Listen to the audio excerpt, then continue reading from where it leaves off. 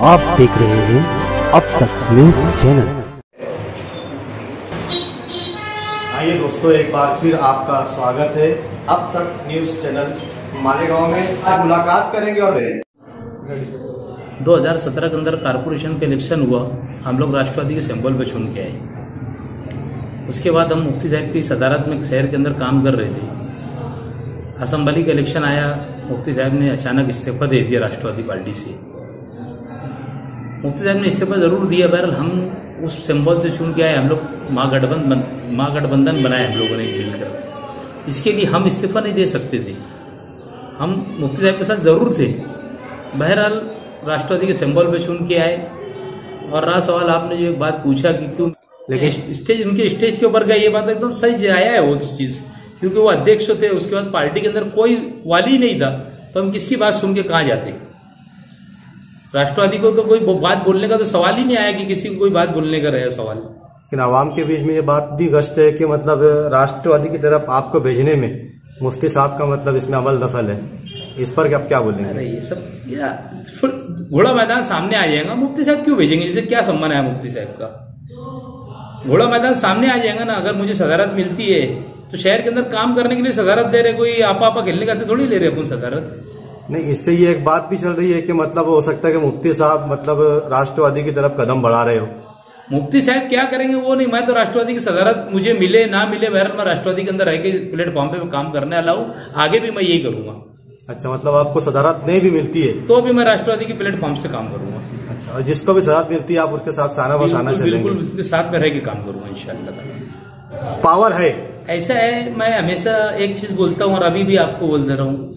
जैसा लोग बोलते एक तो पैसा काम आता है ना, तो एक तो ताल्लुकात काम आते हैं। तो मेरे जो ताल्लुकात है, मुझे ताल्लुकात काम आएंगे, मुझे ऐसा लगता।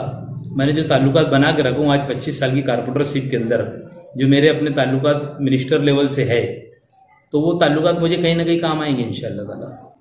मतलब ये आपका अपना पर्सनल रिलेशन है जो ऊपर तक का फेस ऑब्जर्वर भेजने में, मतलब ये मेरा पर्सनल रिलेशन है कि मैंने लोगों से ताल्लुकात बना के रखा हूँ। इसमें किसी का कोई हाथ नहीं है कि मैंने किसी को बोल दिया तुम बोलवा दो, तुम बोल दो, ऐसा मेरे खुद नहीं। मैंने डायरेक्ट ताल्लुकात बना के रखा हूँ। और एक जब मेरी एंट्री हुई तो उसके अंदर फिर ऑब्जर्वर वापस मालेगांव में पहले यासीन मोमिन आए थे, और उसके बाद यासीन मोमिन आने के बाद मेरी अजीत दादा पवार से जब भी मुलाकात हुई थी, मेरे बहुत अच्छे से बातचीत हुई थी उनसे।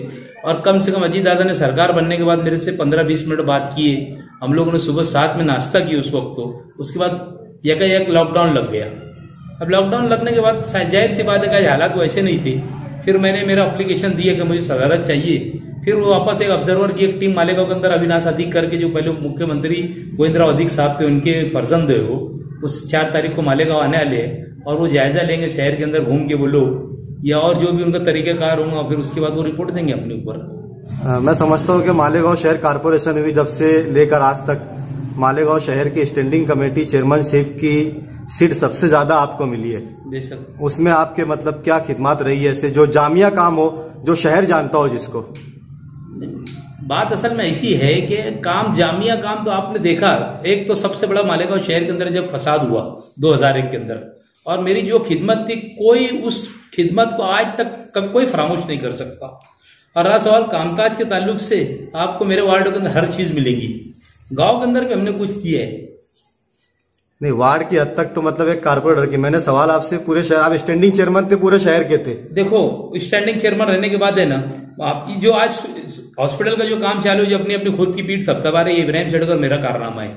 हम लोगों ने दोनों ने भागदौड़ करके जो जाफरनगर के अंदर हॉस्पिटल पड़ रहा, हमारी दोनों की भागदौड़ करने के बाद इसकी मिन्नत समाजित है। ये अपनी लोग आजकल पीठ थपथपा रहे। जैसे बहुत लोग काम की बात करते हैं ना, हम तो नवे यानी राजकारण के अंदर छोटे लेवल से काम किए अल्हम्दुलिल्लाह। कहीं ना कहीं हमको बताने के लिए शहर के अंदर हमने क्या काम किए। आज मैं पूरे अखबारों के अंदर देखा एक चीज को, कल मैं भी ऑनलाइन था, कि घर पट्टी का मसला जो है कि अभी 3 महीने के लिए माफ की जाए, कोई बोलता था 6 महीने के लिए जाए, कोई बोलता है 1 साल के लिए की जाए। ये सब अपनी पीठ थपथपाने का काम है। अगर इनमें इतना ही दम है, मैं इनको चैलेंज कर रहा हूँ आपके माध्यम से, अगर इनको चैलेंज कर रहा हूँ, मैं एक टाइम फिर बोल रहा हूँ कि अगर इतनी इनकी आवाम की धोखा दे रही है, खुलूस अगर इनमें है ना, तो ये घर पट्टी नल पट्टी का बिल बढ़ रहा है, इनको बोलते हैं कि इसके अंदर 3 महीने का कट करके दो बोलना। ये सरासर आवाम को फिर धोखा दे रहे हैं शहर के अंदर। आप राष्ट्रवादी के अंदर शमूलियत तो आपसे पहले से ही है, लेकिन सदारत की बात है, तो अगर आपको राष्ट्रवादी की सदारत मिले या ना मिले, तो जो बाकी के कारपोरेटर जो राष्ट्रवादी के सिंबल पर जीत कर आए, क्या वो राष्ट्रवादी में आपके साथ रहेंगे या मुफ्ती साहब के साथ रहेंगे? ये देखो, ये आज बोल नहीं सकते। एक गठबंधन के अंदर हम सब एक बंधे हुए है ना वो कहीं जा सकते ना हम कहीं जा सकते। राष्ट्रवादी की प्लेटफॉर्म से मुझे काम करना है, मैं हर हाल में प्लेटफॉर्म से काम करूंगा। जहां तक मुझे सियासी समझ है, शायद आपने कभी सदारत के लिए किसी पार्टी के अंदर उम्मीदवारी जाहिर नहीं की, लेकिन ये पहली बार है कि आप राष्ट्रवादी की सदारत के उम्मीदवार बने। तो अचानक से राष्ट्रवादी की सदारत में मांगने का क्या खास मकसद क्या है? लोगों को कोई प्लेटफॉर्म नहीं मिल रहा, ना काम नहीं हो रहा शहर के अंदर। आज देख लो कितने बुरे हाल है शहर के, एक रोड रास्ता अच्छा नहीं है। तो मेरे में अपने जागी कि काम करना चाहिए। और ऊपर के लेवल से मैंने जो बातचीत मेरी बैठ के मैं जयंत पाटिल साहब से किया, अजीत दादा पवार से जो मेरी बातचीत हुई, और भी जो लोगों से बातचीत हुई, मैं ऐसा चाहता कि शहर के अंदर राजकारण को किनारे रख के कुछ ना कुछ शहर के लिए लाना चाहिए अपनों को बैठ के। इसके लिए अगर मुझे एक प्लेटफॉर्म मिलता है, सदारत बोले तो बहुत बड़ी चीज है, तो मैं शहर के लिए कुछ ला के दे सकता हूँ। मेरे में इतनी लायकी अल्लाह पाक ने बनाया है कि मैं शहर को दे सकता हूँ ला के कुछ। आज मालेगांव शहर के अंदर असेंबली का इलेक्शन होने में काफ़ी महीने गुजर गए, लेकिन अभी तक इस शहर के वो एमएलए जिनके साथ आपने असेंबली का इलेक्शन लड़ा, उन्हें जिताने में मेहनत की, कोई कारकर्दगी उनकी शहर के अंदर ऐसी नजर नहीं आ रही है। सच बात है, नजर नहीं आ रही। मेरे हालात ऐसे कि अभी अधिवेशन अगर 6-7 तारीख को अधिवेशन होता है, 6 से 7 सितंबर को अधिवेशन की तारीख तय हुई, उसके बाद बजट रिलीज होता है। अगर ये काम नहीं करेंगे तो उसके बाद हम उनको बोलेंगे कि भाई तुम काम नहीं कर रहे। आज जब से वो छून गया, ऐसे हालात पैदा हुए, उनको 50 लाख का फंड मिला, 50 लाख का फंड उन्होंने इस कोविड-19 में डाल दिया पूरा। तो गांव के लिए कोई फंड नहीं आया ना। और मैं उनसे 3 दिन पहले भी पूछा कि यार अगरवालों के काम का काज क्या हुआ। परसों दिन मेरी उनसे मुलाकात हुई तो बोला यार वो बस आखिरी मरहले में मुझे जबानी बोल दिया गया। तो काम कर अगर वो नहीं करेंगे तो मैं तो करके लाऊंगा काम ऊपर के लेवल से, इंशाल्लाह मैं काम करके लाऊंगा। बरसरे इख्तिदार के काम को लेकर आप क्या बोलेंगे? हाँ, मैं क्या बोलूंगा, शहर बोलेंगे। और आप लोग अब एक शहर को एक अच्छी दिशा देने वाले लोग हैं, टीवी चैनल्स के माध्यम से लोग आपको एक अच्छी और बुरी बात देखते हैं। आप खुद बात देख लीजिए शहर की हालात क्या है। जिनके साथ 5 साल पूरा उनके पास ही पूरा ये रही ना, किसी को इल्जाम तराशी करने की जरूरत भी नहीं है कि भाई हम लोग इख्तिदार पे नहीं थे। अब तो पूरा 5 साल उनका ही मेयर था। सर, एक आखिरी सवाल है कि हमारी मालूमात के लिए और इस शहर की आवाम की मालूमात के लिए कि पार्टी, किसी भी पार्टी हो या कोई भी पार्टी हो, वो अगर सदारत देती है तो किस बैकग्राउंड पर देती है? क्या वो उनके अगले पिछले रिकॉर्ड देखती है, या उनके कोई क्रिमिनल रिकॉर्ड देखती है, या कोई चीज़ देखकर देती है, या साफ सुथरे किरदार देखकर देती है, या सिर्फ काम देखकर देती है? असल में इसके अंदर बहुत सारी चीजें शामिल है। अल्हम्दुलिल्लाह क्रिमिनल रिकॉर्ड तो मेरा है नहीं, आप लोगों को खुद मालूम है।